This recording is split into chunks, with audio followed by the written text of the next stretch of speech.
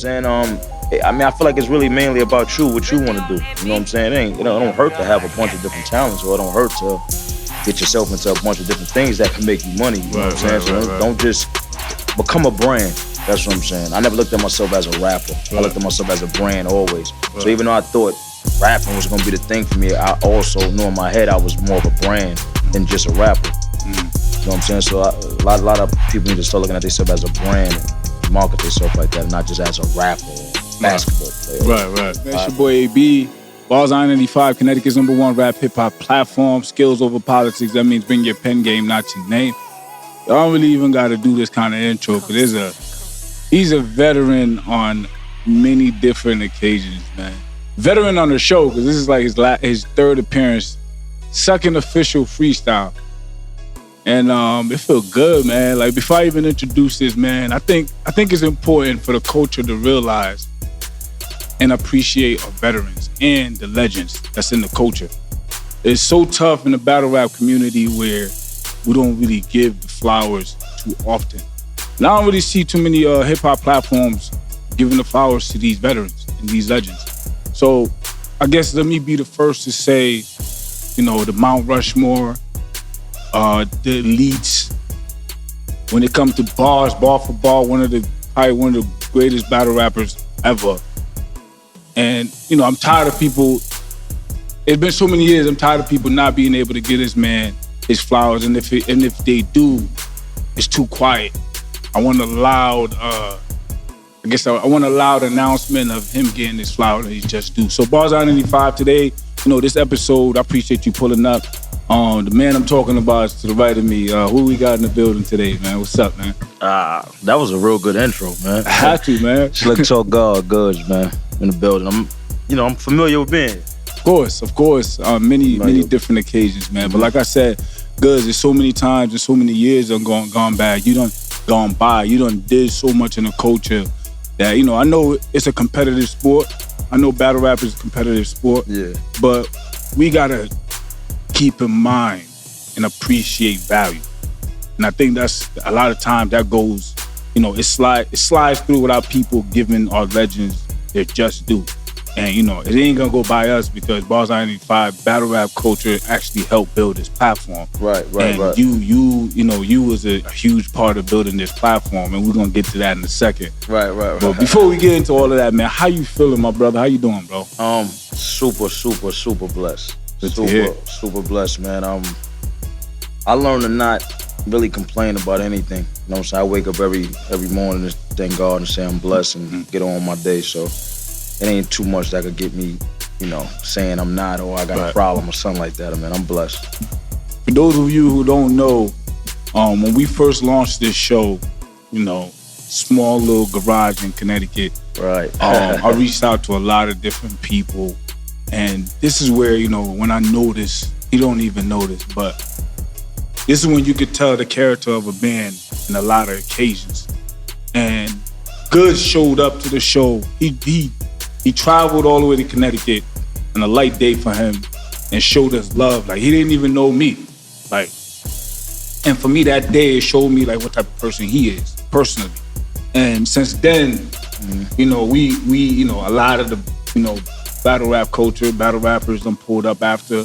A lot of people came after your show. And this is a moment for me to say I appreciate, you know, you pulling up, because it costs you nothing to be able to pull up, or your time and your day. You had, you know, whatever you had going on, you made that time to be able to come down and join us on the show. I mean, but you gotta look at it like this: when you never know where somebody gonna end up or where they gonna be, so you don't never like shit on somebody beneath you at the time, maybe, or under you.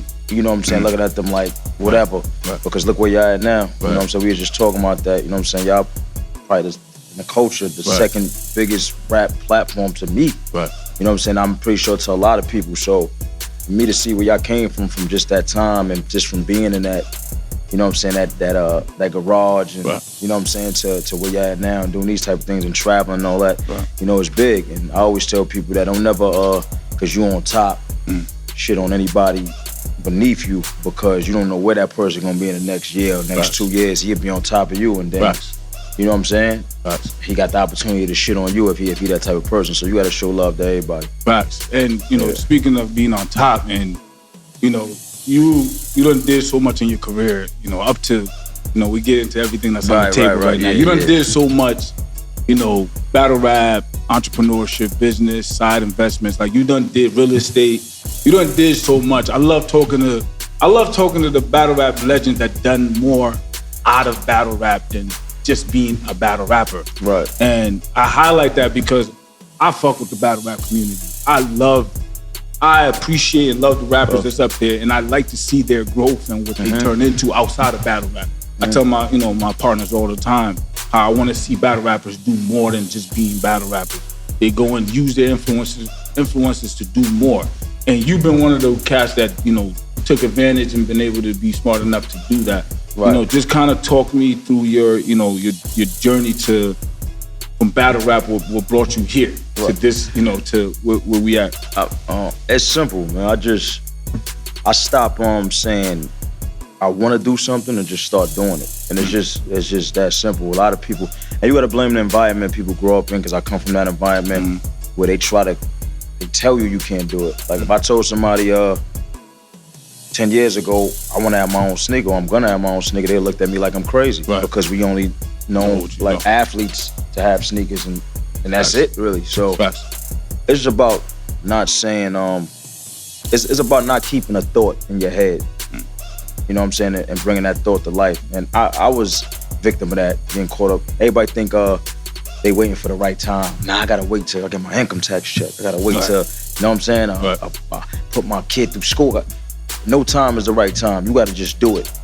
You have to just do it. You gotta jump out there and just do it. And that's pretty much it. Once I got in my head to stop thinking like that and just saying I'm gonna do it. You know what I'm saying? I done took a bunch of losses. I was in the streets. I took so many losses in the streets from not trying to do nothing. If I can't take a loss, investing money into something that's gonna make me more money or something I love, then that don't make no sense. That's how I start thinking. That don't make no sense. It don't add up. So it's just about not thinking so much and just actually doing it. That's it. Right. You now again, you transitioned so well out of like being a battle rapper and then doing real estate, because I know we had conversations outside of the off camera where you talked about your real estate, even having real estate in Connecticut.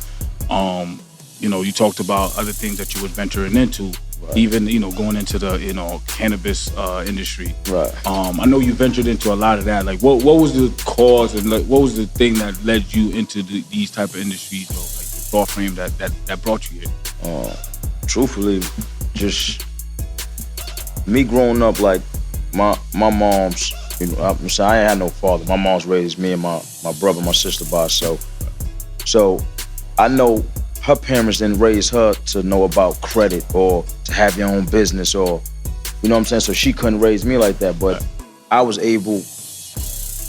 able to raise my daughter like that, to understand these type of different things that I had to struggle to, you know what I'm saying? To get my credit right, I had to struggle to do this so late.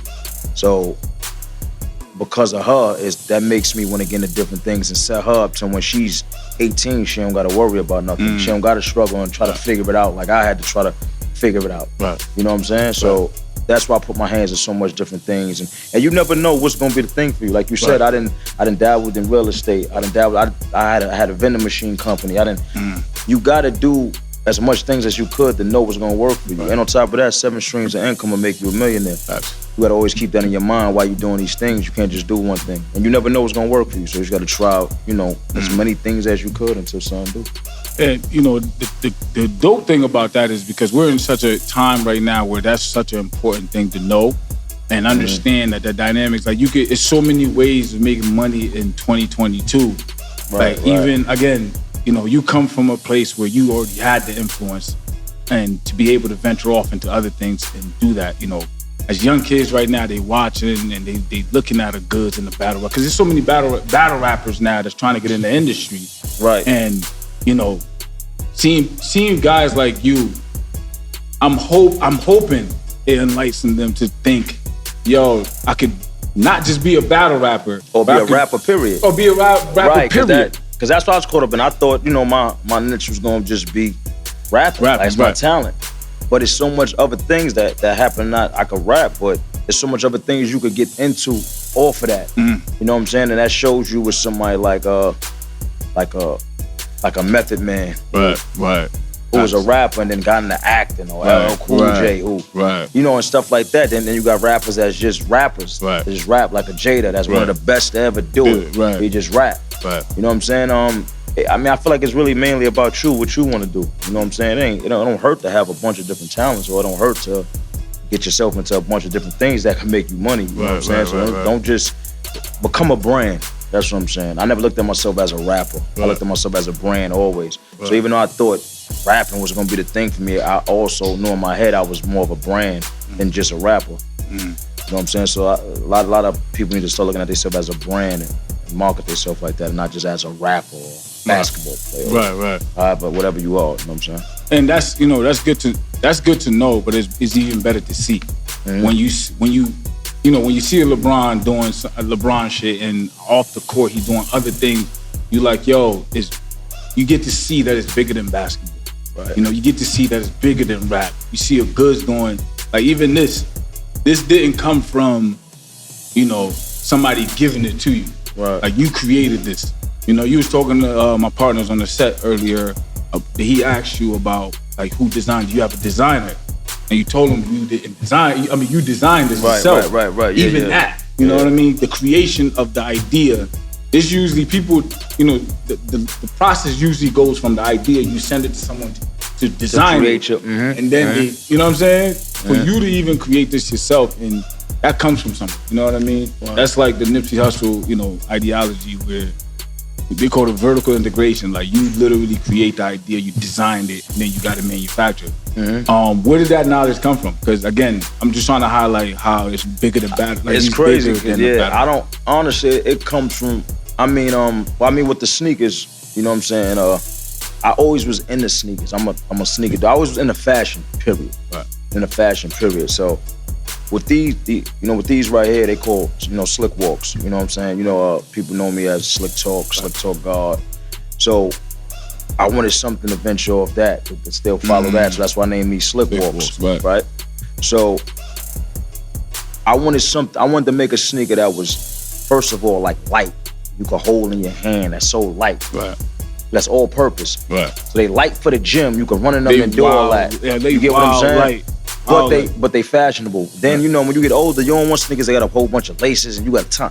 You want so you can just slip on your feet and go. You know what I'm saying? So I looked at the Prestos. I used to wear Prestos to the gym. One of those. Light Prestos, and then, like, as a fashionable, real fashionable sneaker when it came out was the Balenciaga sock joints. You know what I'm saying? So those hit so hard that, and that's how I designed these. So you said the front, I got the Presto front. I see it. You know what I'm saying? And then it's like a sock. You know, so I kind of put those two sneakers together to make something in the middle. I see it.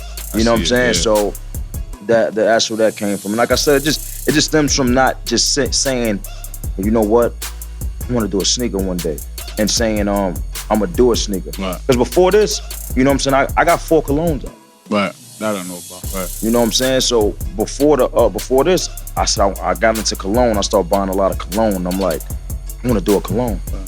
You know what? I'm gonna do that. I just did it. I found 2 to make cologne, sat down with them. I sit there and put all the cologne together myself, like all that. You know, so I'm actually wearing my cologne now because, you know, and I got 4 colognes out. So before that, I did the cologne. Then I said I wanted to do a sneaker. I always wanted to do a sneaker. I said, you know what? I could do a sneaker. You know what I'm saying? I wanted to. I could do it. And I went and did.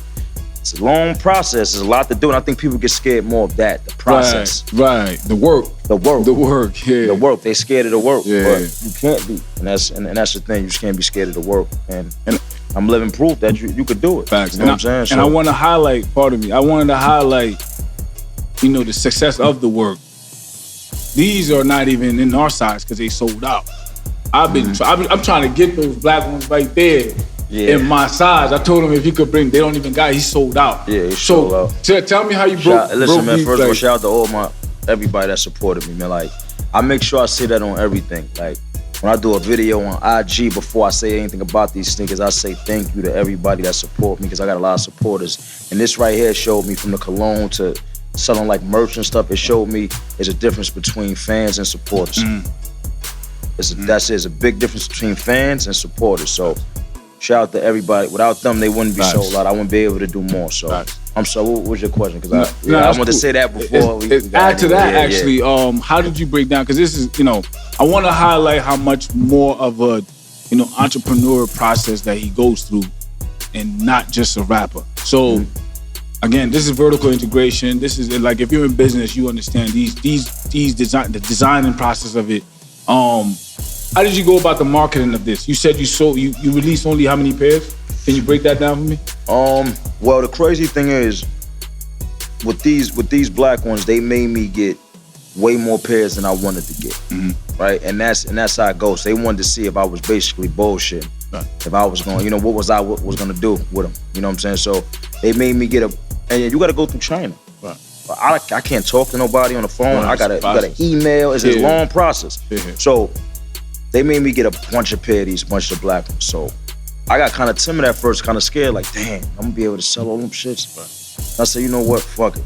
I'm gonna do it. I'm gonna sell them. Right. I'm sold drugs. I could sell leaves. Right. That's how I could sell whatever if I did that. Right. So after getting them done, finally getting them, I did a commercial for them. You know what I'm saying? Shout out to my man G-Town. He shoot all my stuff. He's a mastermind. We did a commercial.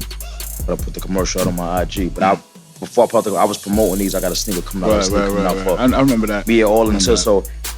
After the cologne, that kind of opened the doors to me kind of pretty much doing anything fashionable. Because cologne is fashionable. It's, it's a look. If you got a certain look, you know what I'm saying? Like, I sold cologne, shout out to everybody who bought cologne for me, but you gotta think, I sold cologne without people actually smelling it. They just buying it off of me. Right. Because you can't see it. You don't know how. Your brand. Off my brand, they bought the cologne. Yeah. So, with the sneakers, I'm like, no, if I did that, I could definitely make a sneaker because they could see it. Right.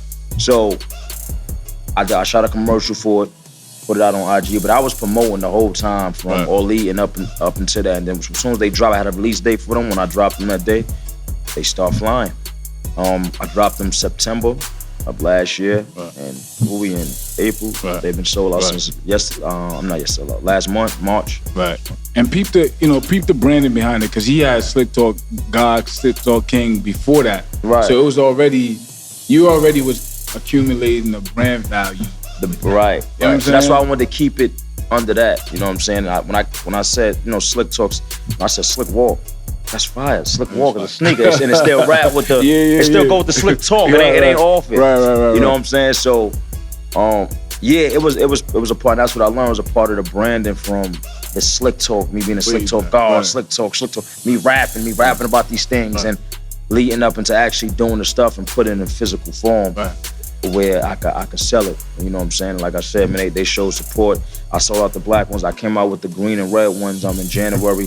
The way I do it now is I only do 100 pairs in each sneaker. Once they gone, they gone. Okay. Because I want to make them like collector's items. So you might have a red, somebody might have a green. They might want the green, you might want the red. Y'all can trade. They got the same size. So I make it like that. So I'm gonna do. I got the all white coming out for the summer with the silver with the reflector.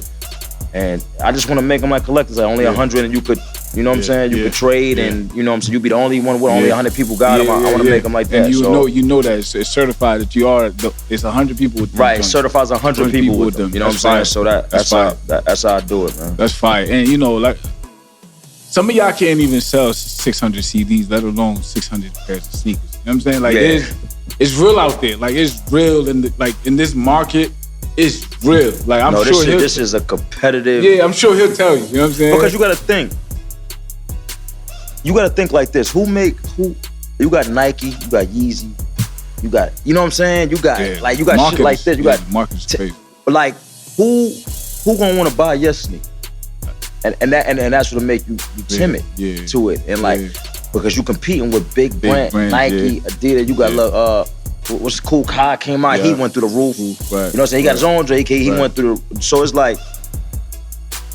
Even that took time though. But shout out to him because that showed you can do it. Right. You can do it. You know what I'm saying? And then I just say, you know what? I got a fan base. I got people that support me already and locked into my brand. So I could do this. And it's about just saying you could do it and just doing it. It ain't about nothing else but saying you could do it and doing it. You know what I'm saying? And that's pretty much it.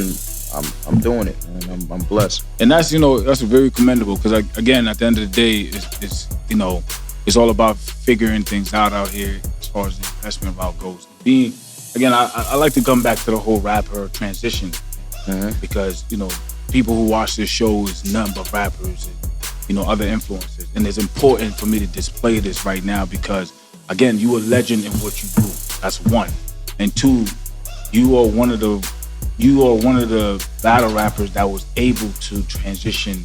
I won't say out because you're still battling, but just into something else. Into something else that was successful. Right. Because there's people who tried other, you know what I'm saying? Right. It just hasn't been successful. You can't let it stop you though. You got to keep going. Right. If something don't work, man, try something else. But another thing is this too. You got to transition into something they could accept from you.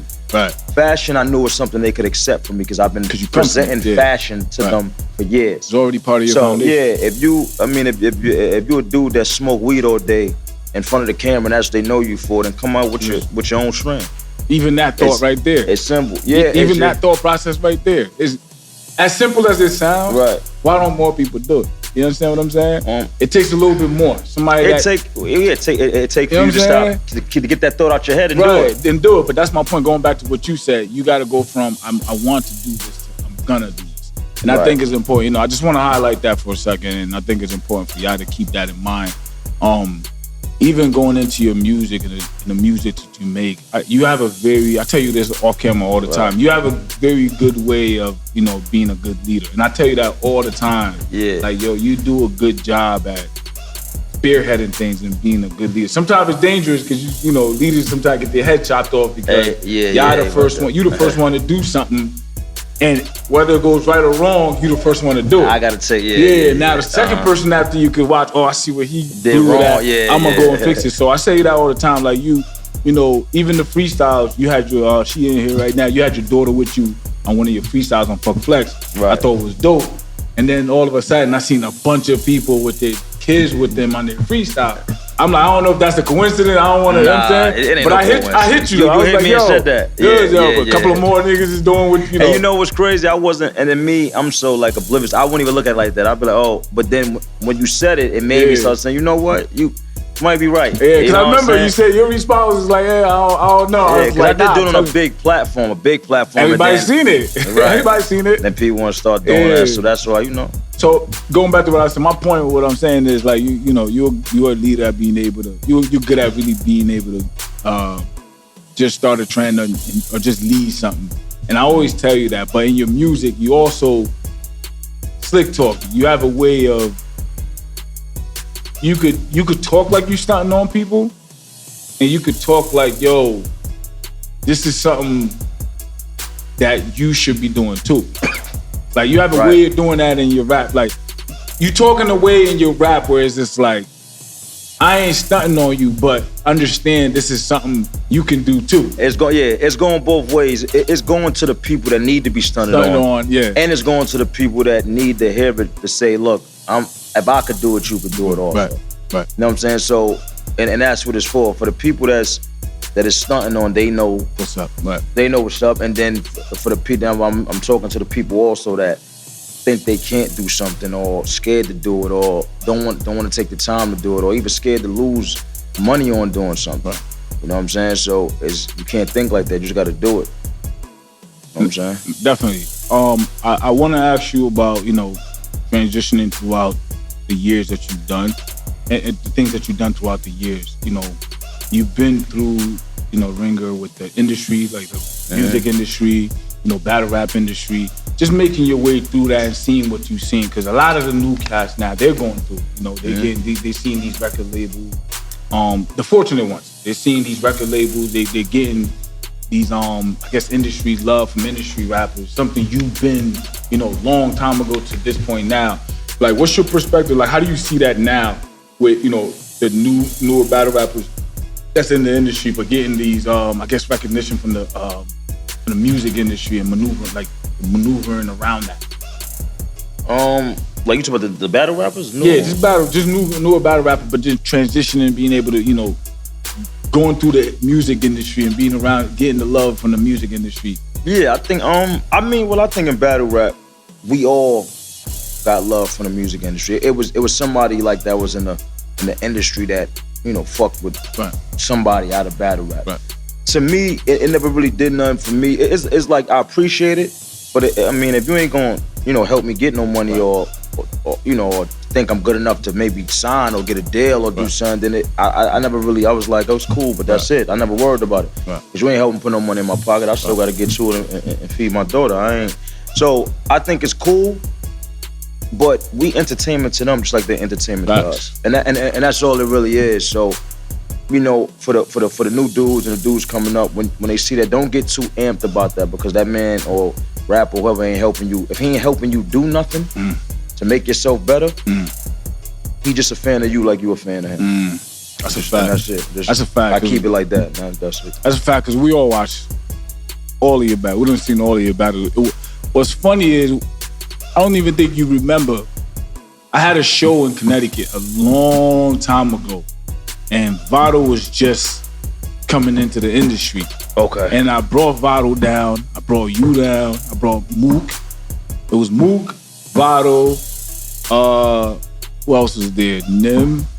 I was there. You was there. I still got the pictures to this day. Yeah, I got the pictures to this day. Y'all all came late. Y'all came late as shit. All of y'all. I forgot who else is there. I'm gonna show you the picture. After the joint, I'm gonna show you the picture. But this is like, I want you to know like how long dudes I've been fucking with you. You know what I'm saying? You been putting in work. Yo, from the beginning, I was just like, yo, his career. That's me and my man was talking about it earlier. I was like, yo, when you look at Goodz' career, yo, he never really had his blemish. Niggas had blemishes on their resume, but like, yo, he never in this industry, he never really had a blemish. I've been tapped in for a minute, and I was sitting there, I'm just like, yo, has this nigga ever stumbled in a battle? And then I had to watch a bunch of battles, because I'm like, I don't remember this nigga. Y'all making it harder and harder for me though, man. Because now, once you stumble or you choke, it makes it easier because they've seen it before. So if you do it again, it's not that big of a deal. It's like missing your dunk, that crazy dunk. It ain't that big of a deal. But now it's like, I feel like everybody just waiting for me to. Yo, Goodz, hold on. Let me put this out there. If y'all also look into it. Leave the comments below. Let me know. If I'm lying, check me on it. Goodz is probably, I try to say 2 battle rappers, but my man's corrected me, but I'm gonna just leave it at Goodz right now. Goodz is the only battle rapper in the history of battle rap, for my knowledge right now, where I'm sitting right now, that never stumbled. No, say who else you said, because I don't remember him doing that neither. And I said Mook. I never seen Mook stumble. I think Goodz and Mook are the 2 that never stumbled in any of their verses. I was trying to think of some other people, and I was trying to think, and we threw names out, but... And I'm talking, hold on, all right, listen. I'm talking veterans, like God tier rappers, the ones that's been here for an amount of time. Yeah, I say 10 plus. Let me just say 10 plus years. Okay, that's of this battle rap shit, because they've been here longer than that. But let me just add some more niggas in there and say 10 plus years. In the 10 plus years of his battle rap career, I have not seen this nigga stumble not one time in a battle. If I'm wrong, leave your comments, man. Just let me know what y'all thought of that. But I think that's legendary, and I think this is one of the episodes I think the fans are gonna appreciate. One, obviously this is your third. It's like family. Goodz is like family to us, man. And then the second reason is because he hasn't done a freestyle in over 4 years. The last time was Funk Flex, man. This is about to get crazy for y'all. This is crazy, man. I'm not even, it's crazy because I've been so much in business mode. You know what I'm saying? It's like, you got to tap into rap mode. So now I understand, not saying I'm Jay-Z, because I'm just far from Jay-Z, but I understand why you say how hard it is to get Hov to come out and rap. Right. And I thought it was because he was Hov. Right. But it's because he got his hands into so much different shit. He got to take time. And to rap, to think of something, to put his mind there. And I understand it on a way lower level, but I get that once you get into other things, how rap can become secondary. And it's something I love. It could be something you love, but it could become secondary because this is what's going right now, and this is what's moving. You know what I'm saying? So. And you know what else to add to that is that caliber of rap you're talking about as well is not something y'all play with. Right, exactly. So if you're gonna do it, I don't want to play with that. I don't want that. Which is why it's like I'm a perfectionist. Yeah. Right. So I can't have and we've been going back and forth before we, before this. And this is long. This has been months and months on months. It might have been a year. It might have been a year. It's a year plus. A little bit over a year plus. We've been going back and forth trying to put this episode together, and we finally here now. He's done launched a bunch of shit. He had the cannabis. He jumped into the sneakers, the fashion, the clothing. I got the jacket, sold out shit. I think all this. Appreciate I'm proud of you, man. Like all this is like it's a beautiful thing to see, man. The transition is amazing because I don't want to see niggas in any boxes. Like I don't. Right. I just y'all too big of like stars for it to just be battle rap. You feel what I'm saying? Like right. I wish more. Like that's what I'm saying. I want y'all to see all of this shit because it's motivation for whoever needs it. And it's not to be scared too. Like like do it, even with me though, like reach out to me, man, hit me, like, whoever it is. And I think a lot of people, and especially battle rappers, got too big of egos. And it's like, nah, be like, I want everybody to eat. You know what I'm saying? Like it could be some. I mean, you. That's true. You might need some help in branding. That's you know true. what I'm saying? I happen to be pretty good at branding. You know what I'm saying? So I probably could help you find something maybe that works for you. It don't gotta be what I'm doing. Right. So there ain't no hate on my end because it don't gotta be what I'm doing. It gives you something that works for you, and you can't be scared to reach out. That's and just because I fuck with that. When somebody is not scared to say, you know what I'm saying, and reach out and want help in something, I get help. I ask a bunch of questions. I got people I hit all the time. If I can learn from you, I learn from people behind the scenes. I learn, I listen. That's the thing. So don't be scared to reach out. That's for any artist or anybody, man. Don't be scared to hit me up. And people know they DM me, and I try to respond to every DM and stuff like that. One of the most, I'm not saying this because he's my man's, but one of the most genuine dudes, probably down to earth dudes that I probably done met. And I met a lot of niggas, but like genuinely off camera, like this dude, like if you afraid, you like, yo, whatever your image you got of him in your head, I'm telling you from a personal point, like you could reach out to him, like he's down to earth enough. The cameras paint a different picture of you sometimes. That's all it be the cameras, they're evil. Yo, listen, man, I think we done talked enough. We about to get into this freestyle right now. Long awaited, took a year plus to put together. I think I know the fans is gonna appreciate this because y'all been coming at me crazy to get him back up here. Since we posted his last Throwback Thursday freestyle we posted on the timeline, y'all been hitting me like crazy to get him. So I finally got him here. Y'all finally about to get the Goodz freestyle. This is officially part 2 of me. Some of y'all, the fans, could call it part 3. But let's get right into. Before we check off, is there anything you want to leave with the fans before we sign off? Nah, let's go. Let's do this, man. Listen, On I-95 Connecticut's #1 rap hip hop platform. If you're watching this right now, go straight to the freestyle. We turning up. Subscribe now.